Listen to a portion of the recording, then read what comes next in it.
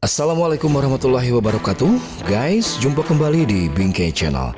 Kali ini kami akan membahas seputar pemilu, partai politik, dan bakal calon presiden serta bakal calon wakil presiden dengan judul Tarik Ulur Kepentingan Partai Anggota Koalisi.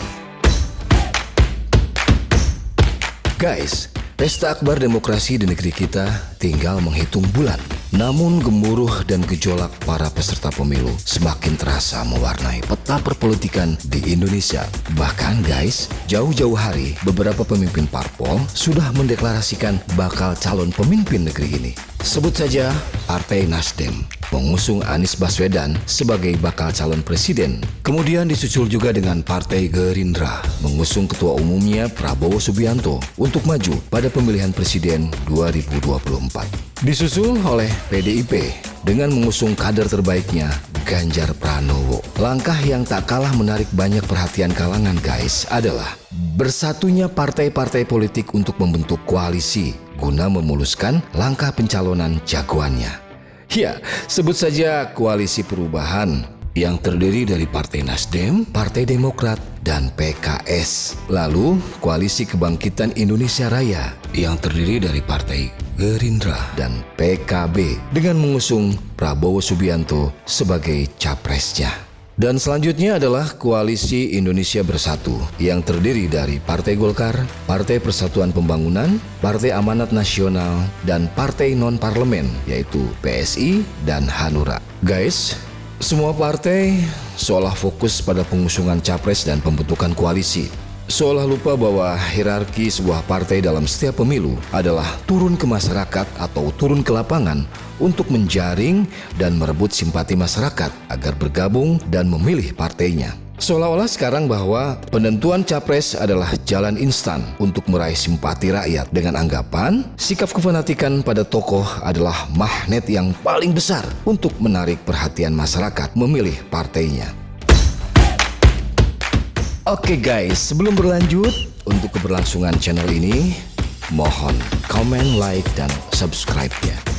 Guys, bicara masalah koalisi partai, semuanya masih sangat dinamis, mengingat masih adanya perbedaan visi dan misi sesama anggota koalisi. Hal ini yang akan menyebabkan terjadinya keretakan dan bisa saja last minute terjadi perubahan. Atau lebih parah lagi, bisa saja berujung bubar. Semuanya serba memungkinkan. Hal lain lagi yang ikut mewarnai pesta demokrasi saat ini adalah peran serta lembaga-lembaga survei Indonesia yang berlomba untuk membuat prediksi dan hasil awal. Seperti yang sudah dilakukan oleh 10 lembaga survei yang telah menempatkan Prabowo Subianto di puncak kemenangan, disusul oleh Ganjar Pranowo dan kemudian Anies Baswedan. Juga beberapa lembaga survei, diantaranya DNIJA, telah memprediksi ada 7 partai yang lolos ke Senayan. Partai-partai tersebut adalah PDIP, elektabilitasnya 22,7%, kemudian Golkar 13,8%, lalu Gerindra dengan 11,2%, Partai Kebangkitan Bangsa 8%, Partai Demokrat 5%, Partai Keadilan Sejahtera 4,9%, Partai Nasdem 4,4%. Melihat hasil survei seperti ini, apakah masih bisa Partai Gerindra dan PKB mengusung tanpa bantuan partai lain? Demikian juga dengan koalisi Nasdem, PKS, dan Demokrat yang suaranya masih belum memenuhi sampai 20%. Berbeda dengan PDIP guys, hanya dengan menggandeng partai menengah saja, dia sudah bisa mencalonkan jagoannya. Atau bisa saja PDIP mencalonkan presidennya tanpa bantuan partai lain atau tanpa koalisi dengan partai lain. Bisa saja itu terjadi jagoan. Namun guys, hasil survei belum sepenuhnya bisa jadi jaminan. Karena riak politik masih sangat dinamis. Kita tidak akan tahu apa yang terjadi hari esok. Apakah koalisi-koalisi itu akan tetap solid? Bagaimana kalau ada satu partai anggota koalisi yang menarik dukungannya karena keinginannya tidak dikabulkan? Seperti kita ketahui guys, sampai saat ini Koalisi Perubahan belum menentukan cawapres pendamping Anies Baswedan. Wajar kalau Partai Demokrat atau juga partai anggota koalisi lainnya menuntut segera diumumkan siapa yang akan mendampingi Anies. Sesulit apakah untuk koalisi perubahan segera mengumumkan pendamping Anies Baswedan? Memang sangat sulit kayaknya. Karena bingung, karena Demokrat dan PKS masing-masing punya jagoan andalannya. Demokrat ada AHY, sedangkan PKS ada Ahmad Heriawan.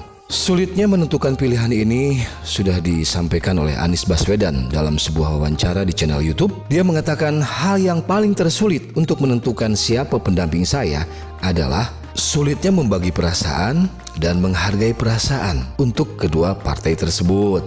Faham dong maksudnya? Karena di koalisi perubahan ada dua partai yang masing-masing menyodorkan kader partai terbaiknya.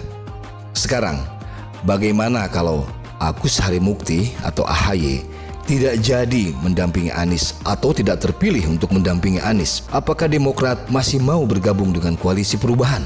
Makin runyam lagi jika Demokrat akhirnya keluar. Namun, PKS juga mungkin tidak akan kalah langkah. Dia punya kader jagoannya yaitu Ahmad Heriawan. Tarik-menarik kepentingan akan semakin seru. Terlebih Demokrat dan PKS memiliki kekuatan yang hampir sama secara elektabilitas. Keadaan akan semakin rumit bila salah satu dari partai itu keluar dari koalisi. Walhasil, Nasdem harus mencari partai baru dengan resiko dan tuntutan yang pasti sama ke arah sana juga. Gimana ini? Bingung nih. Tapi sih kalau kayak di negeri di atas awan itu biasanya kalau hal-hal kayak gini diselesaikan dengan mahar. Nggak tahu sih kalau di kita ya, karena ya harus ada jalan keluar. Begitu kira-kira.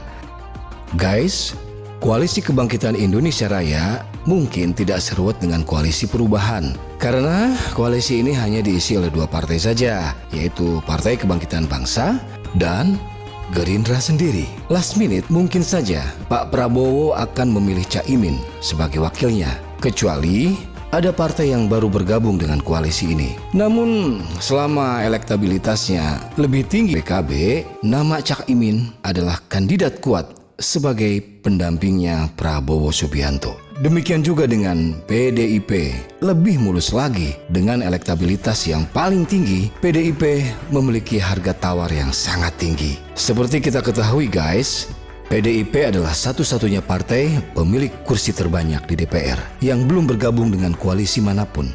Dengan kualitas tokoh-tokoh yang dia miliki, PDIP percaya diri bisa mencalonkan Ganjar Pranowo tanpa bantuan partai lain. Namun guys, dinamika politik akan terus berubah dan berubah. Tidak menutup kemungkinan bisa saja PDIP segera bergabung ke salah satu koalisi. Seperti kita ketahui, PDIP selalu last minute dalam menentukan sikap dan pilihannya. Tidak menutup kemungkinan PDIP bergabung dengan Koalisi Indonesia Bersatu karena sinyal-sinyalnya sudah dimulai oleh Partai Persatuan Pembangunan ketika itu. Yang lebih menarik lagi guys, adalah Koalisi Indonesia Bersatu yang terdiri dari Partai Golkar, Partai Persatuan Pembangunan, Partai Amanat Nasional, dan PSI serta Hanura. Dia masih agak gamang menentukan jagoan capresnya, mengingat elektabilitas Erlangga Sutanto belum setinggi ketiga capres lainnya. Yang bisa saja di akhir cerita Koalisi Indonesia Bersatu meminang capres lain dan Erlangga sebagai wakilnya. Atau bisa juga Koalisi Indonesia Bersatu bergabung dengan koalisi yang lain. Dengan syarat ya hitung-hitungannya saling menguntungkan dari kedua belah pihak. Oke guys, dalam dunia politik semua bisa saja terjadi dan semua bisa saja berubah karena semua masih sangat dinamis. Koalisi-koalisi yang sudah terbentuk bisa saja berubah karena yaitu ada tarik-menarik kepentingan politik untuk partainya. Semua parpol berharap terbaik untuk keberhasilan partainya di masa yang akan datang. Terima kasih, jangan lupa komen, like, dan subscribe ya.